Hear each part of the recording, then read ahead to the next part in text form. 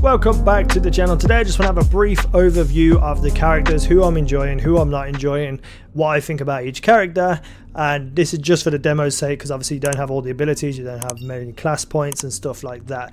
So first and foremost, let's talk about the Devastator. Probably my favorite overall, tank to attack damage type of character. It seems to be balanced, have everything that you want and need. The abilities are Earthquake, which is basically a shockwave that goes forward, interrupts enemies and causes them to have status effects where you can heal yourself from them. Then we have Golem, which is you just put a shield of rock on you and you take less damage for 8 seconds.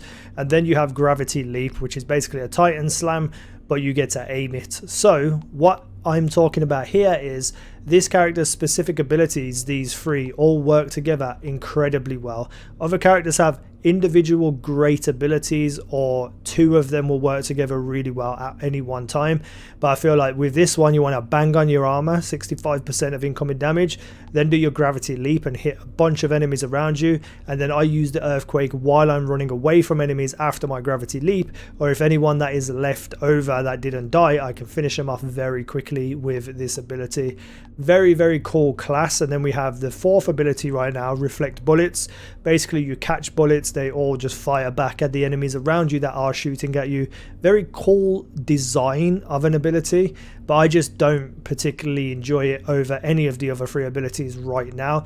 I feel like if you was to build into certain like mods and skill trees, etc, this would be a very useful ability too, but for me these three abilities are just unbelievable. The Devastator for me is one of those kinds of like classes you get in these types of games where it's like, it's fine, it is what it is, it looks fine, it looks cool, but then it's that secret, overpowered, ridiculous character. I feel like this is going to be that character for this game once you build through everything. I haven't really looked at the skill trees in depth, maybe I'll do a separate video on those, but the top tree seems to be about weapon damage, and after you've used your abilities, you get more damage with your weapons to be able to finish people off.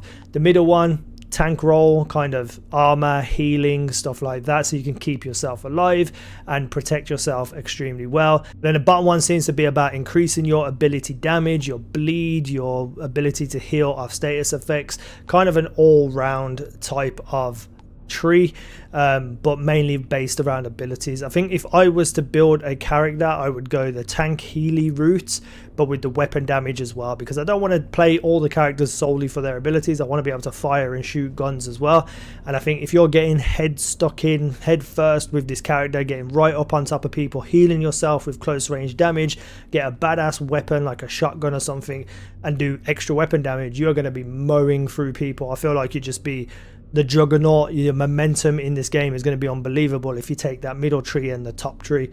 Very excited to see where this character goes. If I had to say where I would put it in my 1, 2, 3 and 4 in terms of which one I think is the best, I would put it in number 2 right now. Let's move on to the next character. So next we have Technomancer, and if I have to put this somewhere, it's going to be the number 4 slot. I did not enjoy this character as much as the other characters. I felt it to be very all or nothing, inconsistent in terms of how I play the game. First and foremost, as you start in the game, you only get this proximity mine as your first ability. I felt like this was very underwhelming in comparison to other characters, and it just made the opening parts of the games just that little bit tougher. Now I don't hold the button to aim the proximity mine, I just throw it, I just tap it once, because I feel like aiming it and throwing it down and stuff, it just breaks up the momentum of the game too much for me.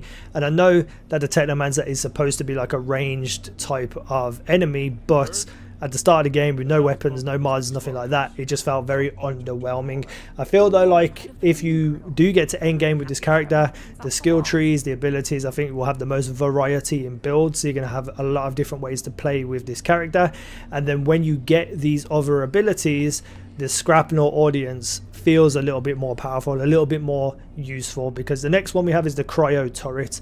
You throw this out, it freezes people by shooting them, you can finish them off, or the Cryo Turret might finish them off themselves. I felt like this was a little bit finicky. Again, I just tap it and throw it over the wall or something, but if you don't really aim it, then it could end up slightly behind a wall and not be able to shoot people. I've also found it to be quite inconsistent in the way that it shoots. Sometimes it shoots really fast, other times it fires like 2 bullets at the person and then stops. Maybe that's just something that I'm not realizing how to fix, but all in all though, if you get this in a good position in the middle of enemies, it's going to absolutely just be stupidly powerful and just stop people dead, allowing you to shoot them, kill them, and get your health back. So very, very useful combination with the shrapnel as well. If you throw this turret down, enemies are drawn to it. You throw the ordnance on top of it, they're going to run over to kill the turret and get blown up by the proximity mine. Very useful together. Now, the pain launcher is probably the most singular powerful ability in this game right now. You know, everything always works together in different abilities and classes, where the more things you do with all the abilities, the more damage they do together. This on its own just feels ridiculous. It feels so powerful. You know, if enemies are hiding behind walls or there's a group of enemies, this is going to just wipe them all out or leave them at a very, very low amount of health where you can just basically sneeze on them and they'll die. And then the fourth one is blighted rounds, which basically replaces your ammo clip with toxic bullets. So you shoot people, anyone nearby them will also get some of that damage too. It's a very, very strong ability to have. I just don't really like the idea of remembering to equip this ability, so I'll have it on and then activating it, I just forget about it because I'm too focused on the other things.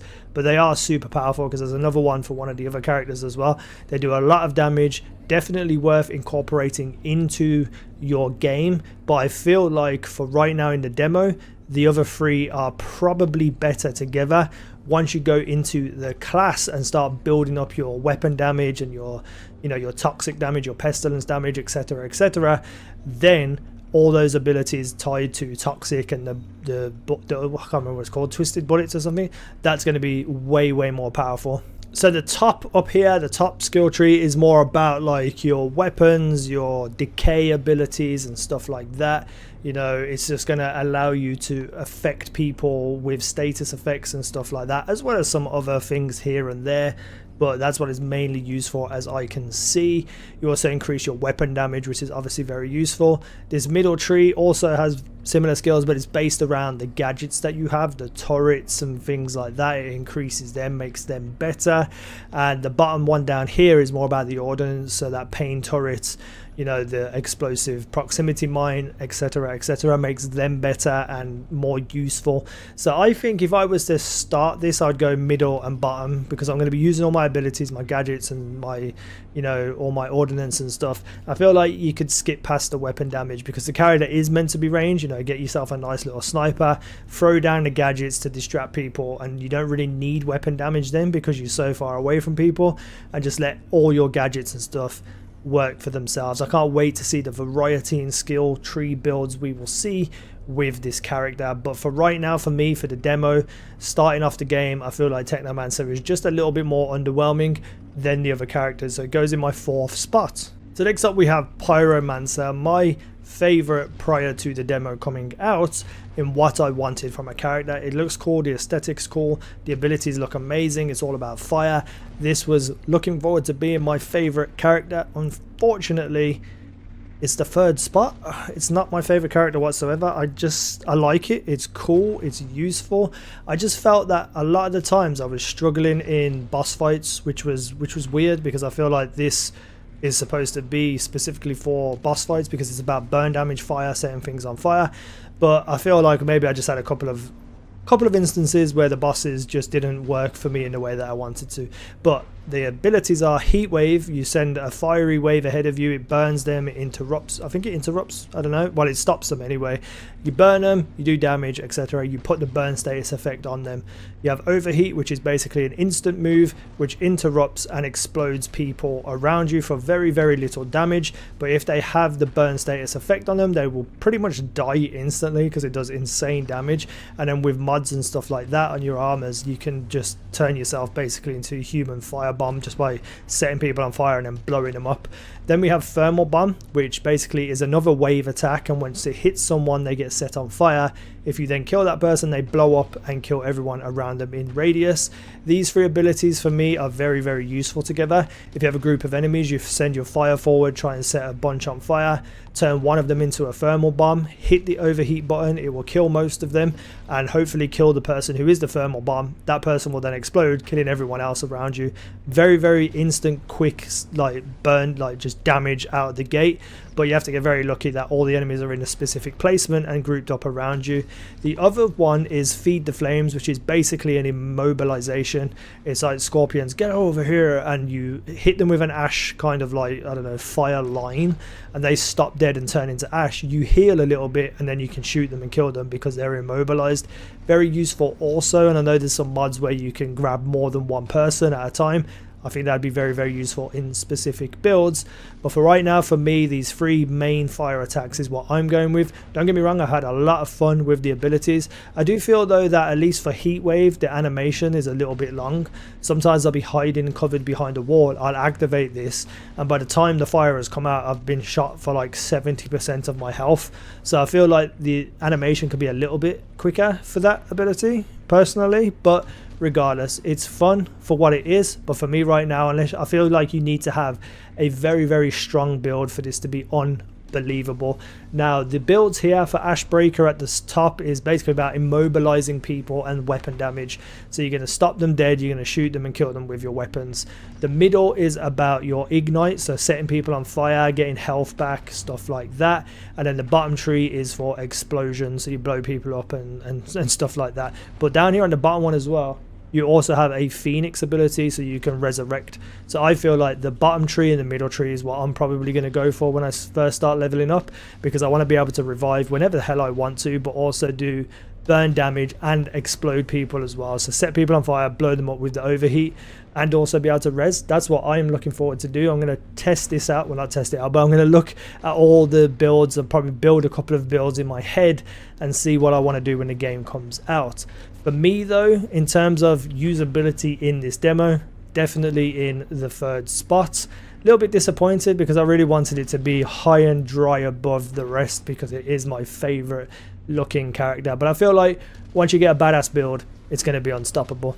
And last but not least, we have the Trickster, which is my #1 character for the demo, and weirdly enough probably the one I was least looking forward to playing from the original character introductions. But this character is powerful, probably the most powerful in the game right now in my opinion. This temporal blade is ridiculous. You can slow and interrupt targets from doing anything. It paralyzes them and then you kill them and everyone just blows up and you get shields and healing and stuff. It's unbelievable. You mix that with slow trap, which is basically a tie-on bubble which slows people to a crawl, or if you're inside the bubble, bullets slow down so you can dodge them and avoid them and not take damage. And then we have hunt the prey, which is basically a teleport. You teleport behind a person, you shoot them in the back of the head, they're dead. So if you have a whole big group of enemies, you can teleport in there, you can slow them all down. And this is one of the ones that I was talking about where 2 of the abilities are enough and not all 3 like the Devastator. So you could just jump in, teleport, slow them down, shoot them all dead. You could teleport in, you could use temporal blade and chop them all down. It's just very useful. If you jump in on top of an enemy or a group of enemies and slow them, then you can temporal blade them and kill all of them together and get your shields and health back. Very, very cool abilities. The only thing I'd say though is that I've been having kind of finicky problems with the teleport. Sometimes I'll teleport to a person and I won't be facing them, I'll be facing away from them, so I have to turn around to fight them, and by the time I've turned around, they've also turned around, so it kind of makes the teleport a little bit useless. I've also found as well that it's finicky in terms of range. Like I've teleported to someone who seems to be way further than possible for me to teleport to. I'll kill them, my teleport will come back, I'll try to escape with the teleport to someone who's actually closer to me than the original teleport, and it won't teleport. There's a lot of teleports in that sentences. So I feel like, you know, the accuracy and how this works really needs a little bit of tweaking, but all in all, if it doesn't really matter, it's still ridiculously powerful. I just tried to teleport when I've got my slow trap, so if I'm facing the wrong way or whatever the hell's going on, I can just bang my slow trap on and kind of readjust. The other ability is another clip-based ability, which increases your firepower by 100, so it makes each bullet more powerful, as to say. And I feel like having skill tree builds based around weapon damage is obviously going to make Twisted Rounds incredible, but I just think the other 3 abilities are just too good to not want to have. So again, top tree, assassin, basically about weapon damage, getting behind people and killing them. So you're going to be using your teleport a lot here. You're going to be shooting with your increased damage, so twisted bullets, bang that on, teleport in behind someone, absolutely just annihilate them. The middle one looks more like healing and stuff like that, and just making your, you know, making you more kind of stealthy but able to heal. That's the way I see it, just like with a brief look through. And then we have like more damage with your abilities down here, more anomaly power, stuff like that. So I feel like if I was to build a character here, it'd be between the assassin and the harbinger. So I'll be jumping in, using my abilities, healing up, and just annihilating them with weapon damage. But this is definitely my favorite of the demo so far. Let me know down below in the comments which characters you're enjoying. What kind of skill trees are you going to build? I'm loving this game. It's incredible. I might do some in-depth breakdowns of each of the skill trees coming soon, hopefully. I don't want to play too much of the demo because I want to enjoy the full game when it comes out, but I'm going to try and make a few videos about the game because I am absolutely enjoying it. Let me know what you think down below. Thank you for watching. I've been easynow. You guys have been awesome.